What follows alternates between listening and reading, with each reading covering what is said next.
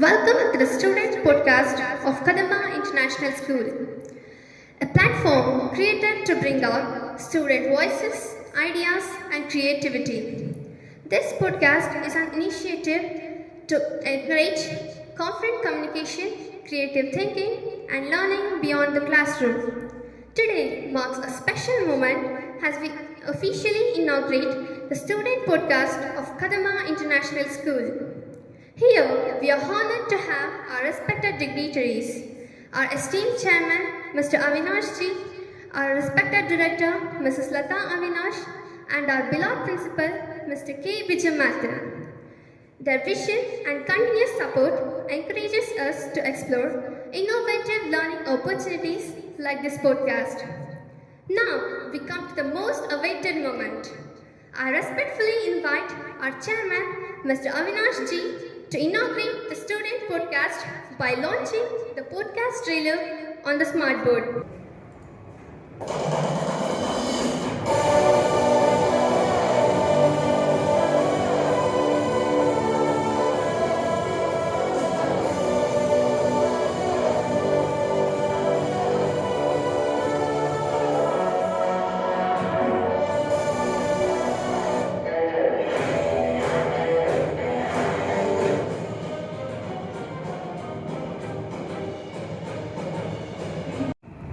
Thank you, sir. With this, the student podcast of Kadamba International School is officially inaugurated. And now we are beginning our first episode of the podcast. Kindly watch and enjoy. Thank you, viewers, for being with us. Stay connected, stay inspired, and enjoy the podcast. Hello everyone, welcome to the very first episode of Study Mates, the student podcast by Kadamba International School. We are your hosts. My name is Likita and this is Inchara. This is a space where students talk to students, learn from each other and grow together.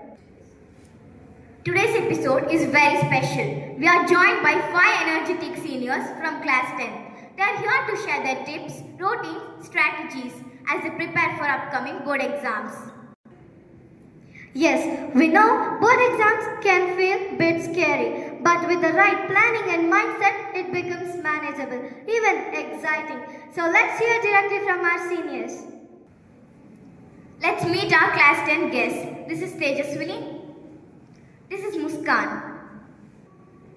This is Manoj. This is Gautam.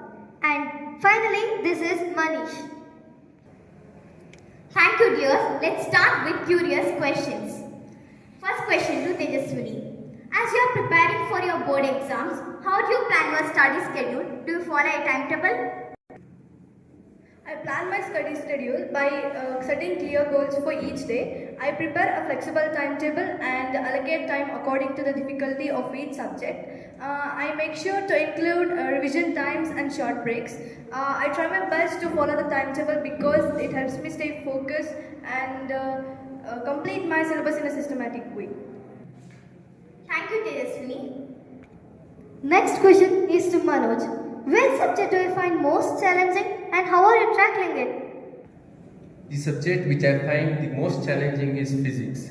Unlike any other subject, physics does not require any biting something or biting any formulas. It requires deep understanding, logical thinking, and the application of our knowledge while solving numericals. Sometimes, even after reading the chapters thoroughly, a question will make us confused and we will be lost somewhere and our marks will be reduced like anything. So, to overcome those challenges, we should take some of the, to tackle that challenges, we should take some of the precautions. Like first of all, whenever I am studying, first I mainly focus on numericals. First, I try to solve as many as numericals as possible, and whenever some doubt arises, I approach my teachers, friends, and my colleagues who are good at physics and all. So yeah, and next I read textbooks as slow as possible and focus on the things why it happens instead of what happens. So that is the secret of physics, I guess. We should ask every sentence that why it is happening, not what it is happening. So through length and breadth, although physics is quite difficult, I believe that through patience, consistent practice, and right approach, we can make any subject as our master. We can master any of our subject. So challenges do not stop us; they help us to grow. Thank you. Thank you, Manoj. Next question to Muskan. How do you deal with distractions like mobile phone or social media while studying? So this is the main problem with the teenagers are facing, that is the distraction of mobile phones. That is using the mobile phone or using the apps like Instagram, Snapchat, etc.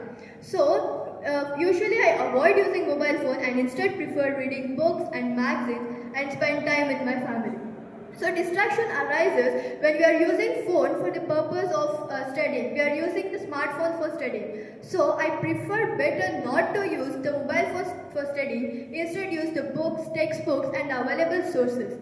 So one suggestion is that never use mobile phone for studying and never use for studying, especially for using the apps like YouTube for watching the videos and etc. Thank you. Thank you, Muskan. Next question is to Gautam. What keeps you motivated during stressful time, especially when exams are close? Well, that's a good question. What keeps me motivated is not like motivation, it's the discipline and the curiosity. Discipline keeps me constant and curiosity inspires me. The combination is powerful. Discipline ensures daily practice and curiosity pushes me beyond syllabus. This means like it ensures when I solve questions, I'm training my brain to learn faster in all areas. As I mentioned, daily practice. We cannot accept a wonder to happen a sudden. We need daily practice. As we know, the famous quote, discipline makes the man perfect. My suggestion is that don't fear mistakes, learn from them. Because mistakes trigger error-related negative response to the brain. An automatic signal saying that pay attention, something's wrong. Research says that when you reflect on and correct mistakes, you strengthen the correct path and build self-confidence. And that's the secret of my motivation during stressful times like exams. Thank you, Gautam. Next question is to Manish. What advice would you give us class 9 students as we prepare to enter class 10 next year? Make a base now, because stronger the foundation is, stronger will be the building.